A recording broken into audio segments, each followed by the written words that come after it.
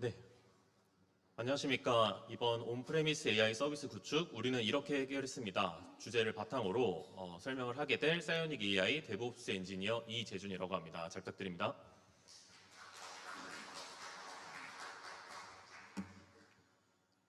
네, 시작하기 앞서 간단하게 소개를 드리자면 사진이 너무 크게 나왔는데요. 네, 데이터 엔지니어로 근무를 잠깐 했었고 데이터 센터 오퍼레이션으로도 근무를 잠시 했었으며 현재 사이오닉 AI에서 데브옵스 엔지니어를 맡아서 근무를 하고 있습니다. 오늘 공유하고자 하는 것을 먼저 말씀드리는 것이 여러분들에게 먼저 말씀드리는 것이 맞겠다라는 생각을 했습니다.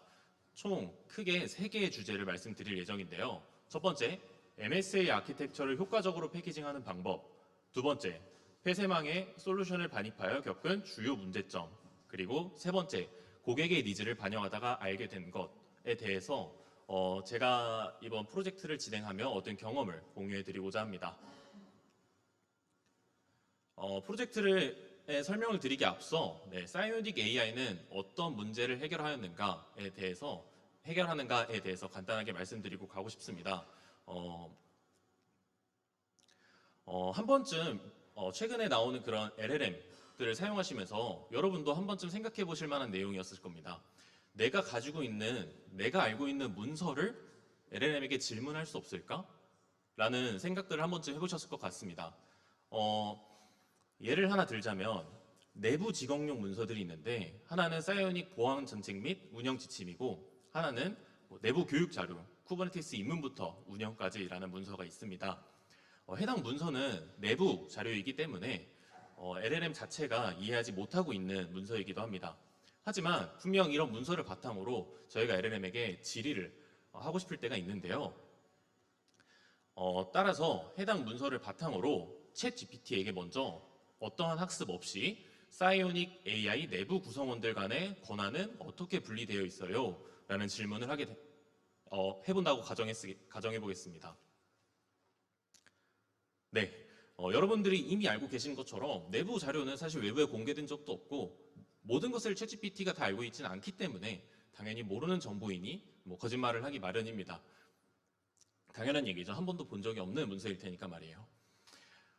하지만 사이오닉 AI의 스톰 솔루션은 이러한 문제를 해결합니다. 어떻게 해결하는지 간단하게 말씀을 드려보고자 합니다. 스톰 솔루션은 문서 전체의 내용을 손실 없이 통합 저장하고 향후 검색과 활용이 가능한 형태로 정리를 하는데요. 그런 문서의 종류들은 워드나 그리고 PDF, 이미지, 그리고 엑셀까지도 다 문서를 스톰 솔루션에 저장을 하게 됩니다.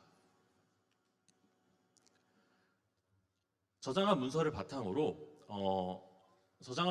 문서 저장을 완료했으면 다음과 같은 형태로 한번 스톰 솔루션을 사용해 본다고 가정해 보겠습니다.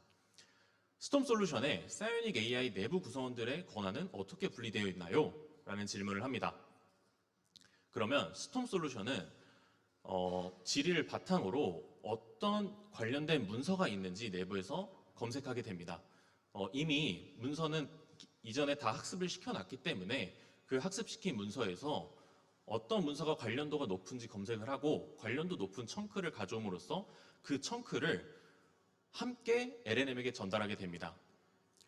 그래서 조금 더 구체적으로 여기서 예시를 말씀드리면 사이오닉 AI 내부 구성원들의 권한이 담긴 문서를 여러 개 찾고 그 관련 청크를 바탕으로 함께 LLM에게 질문을 하게 됩니다. 그러면 자연스럽게 쿼리를 할 때 그 문서의 내용이 함께 들어감으로써 LLM이 해당 문서를 같이 분석하고 답변을 성공적으로 생성할 수 있게끔 합니다. 네, 그래서 유사한 문서를 검색하고 해당 문서를 함께 LLM에 전달함으로써 높은 수준의 답변을 내부 문서임에도 불구하고 할 수 있게 되고 이를 레그 솔루션이라고 저희는 부르고 있습니다. 레그 시스템 앞에서 말씀드린 부분들은 사실 비즈니스적인 느낌으로 아키텍처를 가져왔고 현재 보고 계신 사진은 레그 시스템의 일반적인 구조에 대해서 나타나 있는 사진입니다. 문서를 학습시키고 쿼리를 할 경우 임베딩 모델을 통해서 이 문서와 그리고 쿼리의 유사도를 검색하기 위해 한번 모든 데이터를 임베딩합니다. 그리고 그 임베딩한 데이터를 바탕으로 벡터 데이터베이스에 저장을 하게 되는데요. 벡터 데이터베이스 내부에서는 어떤 문서가 관련이 있는지, 어떤 문서의 유사도가 있는지를 직접 가지고 있기도 하고, 그 임베딩 모델을 통해서 나온 벡터 데이터베이스를 통해서만이 쿼리와 함께 관련된 문서를 제공할 수 있기 때문에 저희는 꼭 벡터 데이터베이스를 사용하고 있습니다. 그리고 마지막으로 프롬프트와 함께 찾은 청크들을 바탕으로 LLM에게 질문하게 되고 사용자가 응답을 받으실 수 있습니다. 하지만 여기에 있는 것은 사실 레그 시스템의 일반적인 구조일 뿐이고, 사이오닉 내부에서는 문서를 어떻게 파싱하면 좀 더 효율적으로 파싱할 수 있을지, 그리고 예를 들면 어떻게 하면 파싱할 수 있을지, 그리고 벡터 데이터베이스는 어떻게 구성하면 좋을지, 그리고 어느 정도 양의 벡터 데이터베이스를 갖고 있어야 운영하기 유리한지와 같은 다양한 컴포넌트들을 조화롭게 활용하면서 이 스톰 솔루션을 계속 지속적으로 발전해 나가고 있습니다. 앞서 말씀드렸던 내용들은 되게 간단하게 간단한 레그 시스템에 대해서 설명을 드렸는데, 이것보다 저희 스톰 솔루션으로 어떻게 문서를 학습시키고 질의를 할 수 있는지 간단하게만 보고 넘어가고자 저희 스톰 솔루션의 실제 스크린샷을 가져왔습니다. 네, 처음에 문서 학습에 대해서 말씀드린 화면이고, 앞서 말씀드린 예시처럼 내부 교육 자료와 보안 정책 운영 지침에 대해서 교육 자료를 문서 학습시킵니다. 네, 학습이 완료가 되면 사실 화면이 이렇게 크게 나올 줄 몰라서 제가 확대된 버전을 준비했는데요. 문서 학습이 완료됐는지, 그리고 어떤 문서가 학습됐는지, 그리고 총 학습된 문서의 글자 수는 어떻게 되는지를 가져오게 됩니다. 문서가 잘 학습되는지 파악하는 용도로 글자 수를 보고 있고요. 드디어 스톰 솔루션에서 이제 앞서 챗GPT 혹은 LLM이 답변하지 못한 내용에 대해서 질문을 다시 한번 던져봅니다. 사이오닉 AI 내부 구성원들 권한은 어떻게 분리되어 있나요? 네, 그러면은 보시는 화면은 결과 페이지입니다. 이것도 좀 안 보이실 것 같아서 크게 준비를 했는데 이미 잘 보이네요. 네, 오른쪽에 보시면 어떤 청크, 어떤 문서를 바탕으로 이 결과물을 제시를 했는지 왼쪽 질의에 대한 답변을 가져오게 됩니다. 오른쪽에는 사실 지금 한 개의 출처 청크가 보이고 있지만 실제로는 20개 그리고 혹은 그 시스템에 맞춰서 많은 양의 최대한 관련도 높은 청크들을 가져오고 있습니다. 이 청크를 함께 LLM에 보냄으로써 LLM은 이 청크를 바탕으로 어떤 답변을 사용자에게 제시해주면 좋을지 분석하고, 그리고 왼쪽에 보시는 것처럼 고도화된 답변을 하고 있습니다. 네, 여기까지가 저희 사이오닉 AI가 지금 어떤 문제를 해결하고 있는지, 그리고 어떻게 해결해 나갔는지 간단하게 좀 말씀드렸고요. 사이오닉 AI 스톰 솔루션, 그래서 어떻게 제공하고 있는지 먼저 말씀드리고자 합니다. 현재 사이오닉 AI는 스톰 솔루션을 사스 버전과 엔터프라이즈 버전을 제공을 하고 있습니다. 네, 두 가지 모두 제공하고 있어서 여러분도 직접 사스 플랫폼은 접근을 해보실 수 있고요. 엔터프라이즈는 고객에 맞춤 형태로 제공을 하고 있습니다. 사스 솔루션은 하이브리드 클라우드를 지금 운영하고 있습니다. 오라클 클라우드의 OK를 사용해서 쿠버네티스 환경을 구성을 했고, 그리고 온프레미스 쿠버네티스 클러스터 환경도 구성을 했습니다. 간단하게 왜 온프렘의 쿠버네티스를 사이오닉에서 사용하고 있는지 좀 말씀을 드리자면, 아무래도 GPU의 자원 때문입니다. GPU 자원을 AI에 있어서는 사실 핵심 자원인데 GPU를 사용하는 그 비용 자체가 만만치 않습니다. 그래서 클라우드 상에서 그 GPU를 사용하는 비용 대비 온프렘에서 쿠버네티스 클러스터의 GPU를 할당해서 사용하는 것이 비용적으로도 최적화되어 있고, 앞으로 나아감에 있어서도 더 고도에 나갈 수도 있다는 방향성을 함께 위해 하이브리드 클라우드를 운영하고 있고요. 이제 엔터프라이즈는 사실 정해진 내용이 없습니다. 고객이 원하는 대로 맞춤형으로 제공하고 있기 때문에 쿠버네티스 환경, 그리고 도커 컴포즈 등 고객의 니즈와 상황을 반영하여 제공을 하고 있습니다. 네, 그래서 오늘 공유하고 싶은 내용은 폐쇄망 쿠버네티스 클러스터에 스톰 엔터프라이즈를 설치한 경험입니다. 2025년에 진행한 프로젝트고요. 보이시는 것처럼 좀 어떨결에 진행하긴 했지만 이런 정보를 전달해드리면 좋겠다 싶어서 발표를 신청하고 지금 발표를 하게 되었습니다. 다시 한번 짚고 넘어가겠습니다. MSA 아키텍처를 효과적으로 패키징하는 방법, 그리고 폐쇄망의 솔루션을 반입하며 겪은 문제점을 개선한 사례, 그리고 고객 니즈에 맞춘 환경 구성하기를 말씀드리겠습니다. 네, 지금부터 말씀드릴 패키징에 대한 구성 자체는 도커 이미지와 헬름 차트를 말씀드리는 겁니다. 네, 그래서 이런 도커 이미지 그리고 헬름 차트를 폐쇄망에 갖고 들어가는 내용인데요. 폐쇄망을 시작하기 앞서 간단하게 말씀을 드려야 될 것 같은데 인터넷이 안 되는 환경이기도 하고 인터넷이 안 되는 환경 속에서 쿠버네티스 클러스터가 설치되어 있는 환경이라고 보시면 됩니다. 그래서 사실 폐쇄망 내부에서는 어떤 챗GPT 혹은 심지어 지메일까지도 사용할 수 없는 그런 환경인데요. 여러분들께서 한 번쯤 인터넷이 안 되는 쿠버네티스 클러스터 환경에 대해서 고민을 해보셨을지 좀 궁금한 점이 있지만 그런 폐쇄망에 어떻게 들고 들어가는지에 대해서 좀 말씀을 하나씩 드리고 넘어가겠습니다. 네. 먼저 폐쇄망에서 복잡한 서비스들의 관계, 그러니까 저희 스톰 솔루션을 어떻게 하면 스톰 엔터프라이즈를 어떻게 이 폐쇄망에 가지고 효과적으로 가지고 들어있을지에 대해서 고민을 했었는데요. 만약에 저희가 아무것도 없이 MSA 아키텍처로 구성된 저희 스톰 솔루션을 어플리케이션 A, 어플리케이션 B가 있고 데이터베이스도 따로 반입을 해야 된다라고 가정을 해보겠습니다. 자, 그러면 첫 번째로 어플리케이션 A를 반입을 해서 도커 이미지와 헬름 차트를 기반으로 설정을 하고 어플리케이션 B를 반입해서 또 어플리케이션에 대해서 쿠버네티스 클러스터 상에 올린다고 가정하겠습니다. 그리고 데이터베이스도 함께 올리는데요. 이 어플리케이션 A와 B를 또 엔드포인트로 연결을 하고 또 어플리케이션 A는 또 데이터베이스와 연결을 하고 그리고 또 어플리케이션 B도 데이터베이스와 연결을 하고 이런 작업들을 지속적으로 하나하나씩 하다 보면 너무 시간 대비 소요 시간도 많고 그리고 휴먼 에러도 당연히 발생하기 마련입니다. 물론 이 세 개만 봤을 때는 문제가 전혀 없을 것 같지만 만약 어플리케이션이 8개고 데이터베이스 2개, 레디스 1개, 오브젝트 스토리지 몇 개 쭉 해서 저희는 심지어 리랭커 모델, 임베딩 모델과 같은 또 다른 모델 파일들, VLLM을 사용하는 그런 엄청 고용량의 파일들, GPU를 사용하는 그런 서비스까지 다 가져온다고 생각하면 사실 다음과 같은 모습이 되게 됩니다. 스톰 엔터프라이즈를 쿠버네티스 클러스터상에 설치하려면 사실 하나씩 설치하려면 이 모든 어플리케이션을 하나씩 다 설치하고 서비스를 제공해야 합니다. 하지만 앞서 말씀드렸던 것처럼 하나씩 설치를 하다 보면 당연히 휴먼 에러가 발생하게 됩니다. 그래서 매번 수작업으로 오류 없이 일괄된 환경을 변경하는 건 굉장히 어려운데요.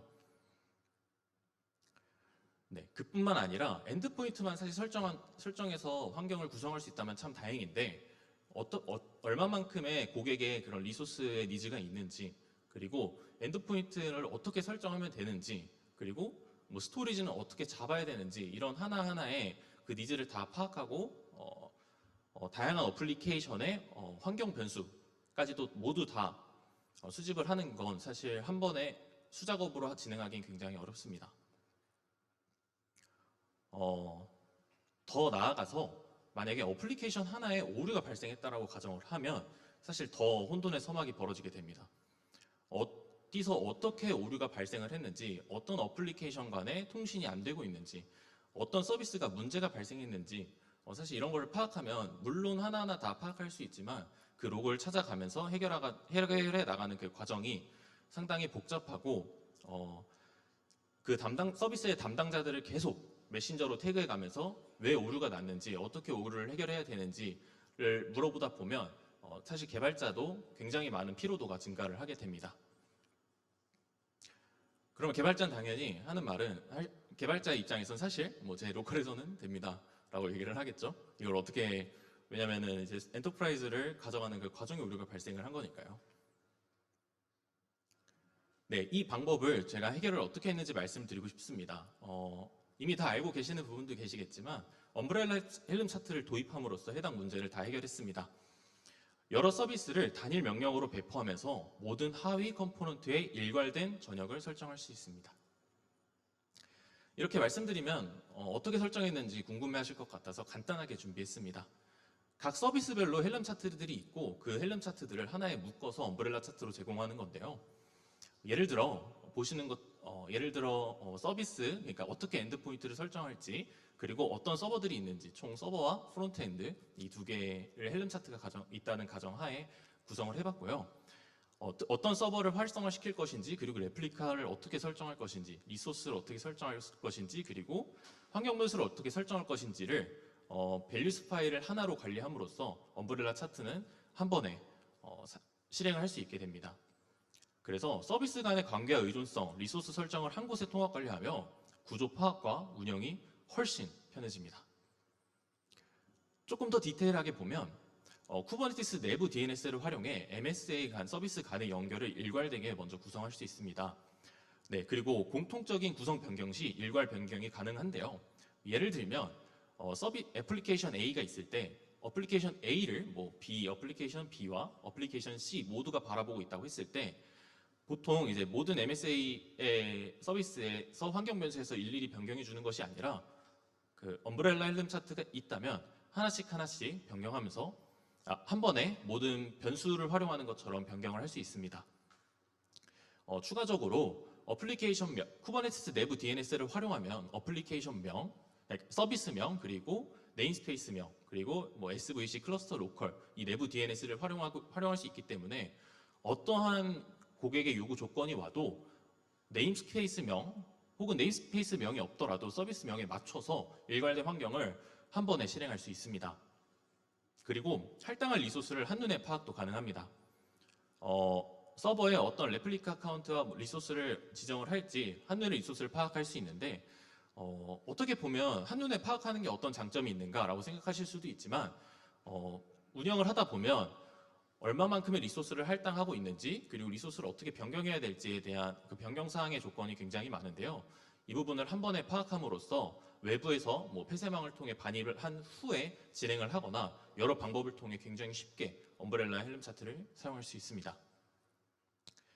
구성 방법은 더더욱이나 간단합니다. 모든 도커 이미지와 엄브렐라 헬름 차트를 반입을 한 후에 헬름 인스톨해서 바로 릴리즈명과 어떤 경로 그리고 네임스페이스 명만 적어주면 바로 간편하게 구성하실 수 있습니다. 결과적으로 처음 엄브렐라 헬름 차트를 도입하기 이전에 기능 오류, 로그 분석, 그리고 어떤 문제가 있는지 담당자와 계속 소통하고 그 문제 해결을 하면서 일주일간 무한 반복을 했었는데요. 그런 개발자들의 피로도가 증가하는 걸 엄브렐라 헬름 차트 도입 후 점심만 먹고 오면 사실 페퍼가 다 되어 있는 그런 좀 유용한 개선 사항이 있어서 여러분들에게 공유해보고자 가져오게 되었습니다. 추가적으로 혹시나 폐쇄망에 쿠버네티스 클러스터를 해서 작업을 하실 일이 생기셨을 때 미리 뭔가 꿀팁을 하나 드리고자 적었는데요. 당연히 있을 것 같은 컬 그리고 빔조차도 폐쇄망에는 없는 경우가 있습니다. 여러분들께서 혹시 이 빔과 컬이 없을 때 그럼 어떻게 서비스에 헬스 체크를 할 수 있을지 한번 고민해 보시면 좋을 것 같습니다. 처음 딱 반입을 하고 헬스 체크를 한번 했을 때 컬이라는 명령을 찾을 수 없다는 내용을 보고 정말 당황했었는데 이럴 경우 도커 이미지 빌드 시에 빔과 컬을 함께 넣어서 반입하면 보다 더 쉽게 어떤 환경에서도 코드를 변경하거나 혹은 다른 쿠버네티스의 내부 DNS로서 헬름 차트, API 요청 등을 진행하실 수 있습니다. 참고해 주시면 감사하겠습니다. 네, 두 번째로는 폐쇄망에 솔루션을 반입하며 겪은 문제점을 좀 말씀드리고자 합니다. 네, 이전에 폐쇄망에 어떻게 반입을 시작하게 됐는지 간단하게 순차적으로 말씀을 좀 드려보고 싶은데요. 네, 예를 들어 총 8개의 어플리케이션이 있다고 가정을 했을 때 저희는 어플리케이션 처음부터 끝까지 다 빌드를 모두 진행을 합니다. 그리고 도커 세이브 명령어를 사용하면 타르 파일로 받을 수 있는데요. 그 타르 파일을 받는 데까지 총 1시간이라는 시간이 소요되고 있습니다. MSA 아키텍처다 보니까 많은 양의 빌드가 있고 특히 AI 도메인으로서 고용량의 파일을 갖고 있는 경우도 있기 때문에 시간이 좀 오래 걸렸습니다. 네, 그리고 폐쇄망에서 이 도커 이미지를 반입할 때는 인터넷 PC라는 게 존재를 하는데요. 이 인터넷 PC에 저희가 반입할 그 이미지를 모두 다운을 받고 내부 직원분에게 결제를 요청을 받아야 됩니다. 그래서 그 파일 내부에 어떤 문제가 없는지, 바이러스가 없는지 확인을 통해서 이제 내부 직원이 결제를 승인해줘야 이제 내부망 컴퓨터로 반입을 할 수 있습니다. 물론 내부망 컴퓨터는 당연히 인터넷이 되지 않습니다. 그래서 내부 직원이 결제를 통해서 그 모든 8개의 도커 파일을 받게 되고요. 총 받게 되고 하루 총 20기가까지밖에 결제가 불가하며 건당 최대 22기가, 그리고 오전 9시부터 6시까지만 결제를 반입할 수 있는 그런 환경에서 진행을 했습니다. 여기서도 또 1시간이 소요가 된다고 가정을 하고, 그리고 내부망 컴퓨터에서 또 내부망에 쿠버네티스 클러스터 노드에 파일을 반입을 합니다.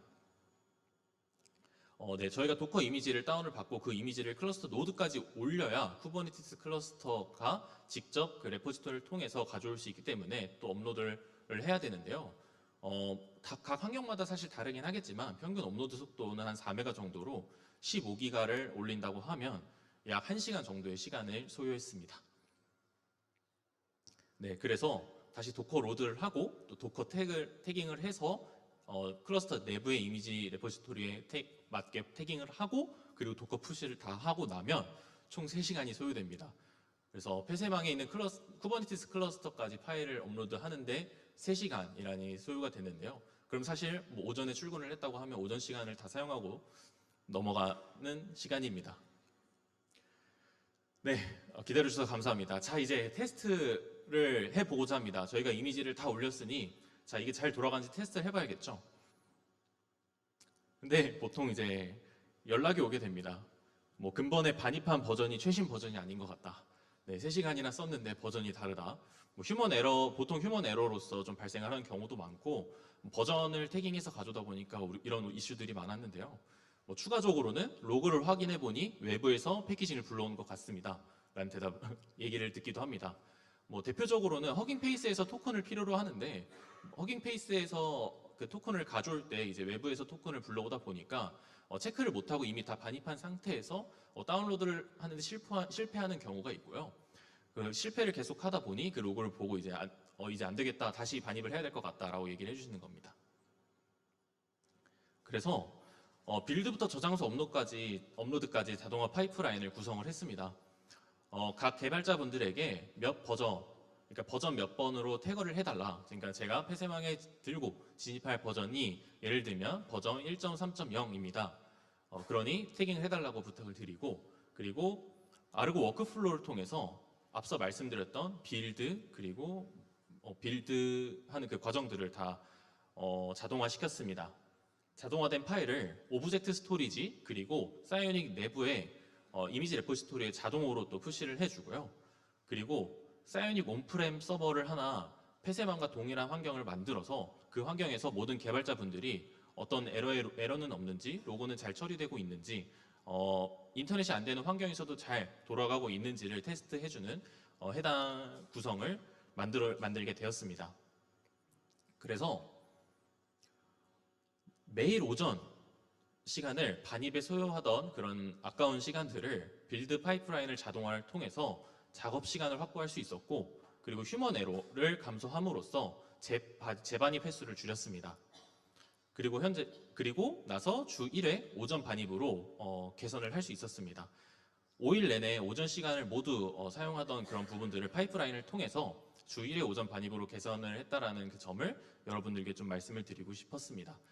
특히나 폐쇄망 쿠버네티스 클러스터 환경에서는 이런 부분들이 좀 많이 발생할 수 있기 때문에 혹시나 비슷한 경험을 하시게 된다면 한번 다시 참고해서 만들어 주시길 바랍니다. 네, 에피소드가 하나 있어서 간단하게 좀 전달을 드리고자 합니다.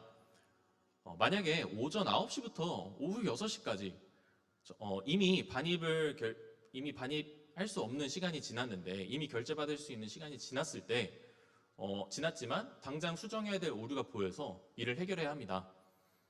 물론 내부에서 뭐 자바 컴파일러와 같은 뭐 컴파일러를 다 불러와서 만들 수도 있겠지만, 뭐 자바의 경우 컴파일러를 제외하고 파이썬이나 노드 같은 스크립트 언어를 사용하신다면 여러분들이 조금 더 쉽게 수정하실 수 있는데요. 네, 보시면 충분히 이해하실 수 있는 도커 파일인데, 기존에 이미 반입했던 도커 파일에서 스크립트만 새로 내부에서 생성한 뒤에 이를 바꿔치기 하는 겁니다. 그래서 커피를 통해서 또 기존 기존에 반입했던 이미지를 베이스 이미지로 변경을 하고 새로운 코드를 작성을 해서 그 커피를 해서 그 이미지를 넣은 다음에 다시 마지막에 실행하는 명령어만 넣어준다면 사실 여러분들은 이미지를 새로 반입하지 않으셔도 수정된 코드가 있는 오류가 해결된 버전의 도커 파일을 만들 수 있게 되는 겁니다. 단순히 폐쇄망뿐만 아니라 혹시 기존에 운영하셨던 도커 파일도 이렇게 충분히 변환하실 수 있을 것 같다 생각을 해서 에피소드로 여러분들께 전해보고자 가져오게 되었습니다. 마지막으로 고객 니즈에 맞는 환경을 구성하기입니다. 해당 내용은 사실 고객의 다양한 요구사항이 있기 때문에 어떤 요구사항이 있을지는 그때그때마다 다르지만 제가 프로젝트를 진행했던 사례에서 요구사항을 바탕으로 가져왔습니다. 예를 들면 PostgreSQL 데이터베이스, 그리고 레드햇 OS, CentOS, 그리고 벡터 데이터베이스론 쿼드란트, 밀버스 여러 가지 니즈가 있을 수 있습니다. 보시면 알겠지만 여기서는 OS와 데이터베이스를 좀 적어놨는데요. 데이터베이스의 요구사항이 사실 상당히 구체적입니다. 왜냐하면 폐쇄망 환경인 경우 이미 어느 정도 눈치를 채셨겠지만 보안에 대한 중요성을 굉장히 강조하는 경우가 많습니다.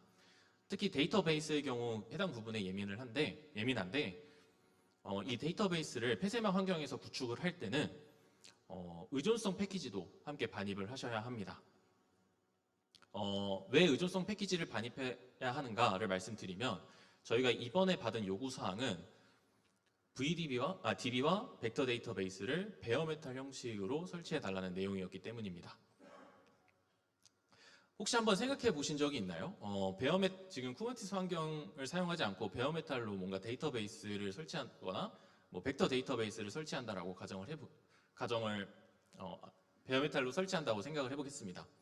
사실 처음에는 요즘 시대에 베어메탈을 설치해 폐쇄망이니까 의존성 패키지도 챙겨야겠네. 그리고 포스트그레스QL은 레퍼런스가 이미 많을 텐데 벡터 데이터베이스에 쿼드란트는 이걸 도대체 어떻게 설치해야 돼? 라는 걱정부터 막연히 들기 시작했습니다. 사실 쿼드란트는 도커 형태에서 이미 활용을 많이 하고 있는, 그리고 도커 형태를 굉장히 권장하는 형태로 이루어져 있는데요. 그래서 제가 쿼드란트에 베어메탈로 어떻게 설치하면 되는지 먼저 찾아보고자 쿼드란트 공식 홈페이지를 확인해 봤었는데 다음 내용이 베어메탈에서 쿼드란트를 설치하는 내용의 전문입니다. 보시는 것처럼 러스트로 만들어졌으니 필요한 OS에서 직접 컴파일 후 사용하라는 얘기입니다. 물론 폐쇄망의 러스트 컴파일러 반입 자체는 가능합니다. 하지만 필요한 의존성 라이브러리를 사전에 좀 알기 어려운 문제점이 있었는데요. 이를 어떻게 해결하고자 고민을 한 끝에 테스트 환경을 폐쇄망과 동일하게 구성하고 라이브러리를 설치하면 필요한 의존성 패키지들이 자동으로 설치되어 필요한 구성을 빠르게 확인할 수 있을 거라 확신했습니다. 그래서 어떻게 하면 이 폐쇄망 환경과 동일하게 만들 수 있을까를 고민을 해봤는데 처음에는 지금 폐쇄망 환경에서 레드햇 엔터프라이즈 리눅스를 사용한다고 가정했을 때 이 엔터프라이즈의 경우 사실 라이센스를 필요로 하다 보니까 저희가 직접 이 라이센스를 구매하는 것보다 호환이 되는 OS를 찾아서 진행하는 것이 낫다라고 판단을 했습니다. 그래서 로키 리눅스와 같은 OS를 통해서 패키지를 설치를 진행을 했었는데요. 레드햇에서 패키지를 처음에 설치를 진행했을 때는 레드햇 엔터프라이즈의 라이센스가 있어야만 저희가 패키지를 설치할 수 있는 서브스크라이브 권한이 있었기 때문에 설치에 실패했고 로키 리눅스에서는 이제 호환 가능한 대체제가 있어서 설치할 수 있었습니다. 그래서 어떤 패키지를 필요로 하는가에 대해서 고민을 해봤는데 이는 도커 파일에 사실 다 나와 있다는 점을 생각을 못했었습니다. 쿼드란트 공식 홈페이지에 도커 파일을 가보면 어떤 패키지를 설치를 해서 이 도커 파일 이미지를 빌드하고 있는지 나와 있는데요. 보시는 것처럼 도커 파일의 일부를 첨부를 해왔는데 도커 파일에서 어떤 패키지를 필요로 하는지 체크를 해서 우리가 따로 설치를 할 수 있겠구나 라는 점을 알 수 있었고 알 수 있었고 해당 패키지를 저희가 호환 가능한 OS에서 설치를 해보고자 진행을 했습니다.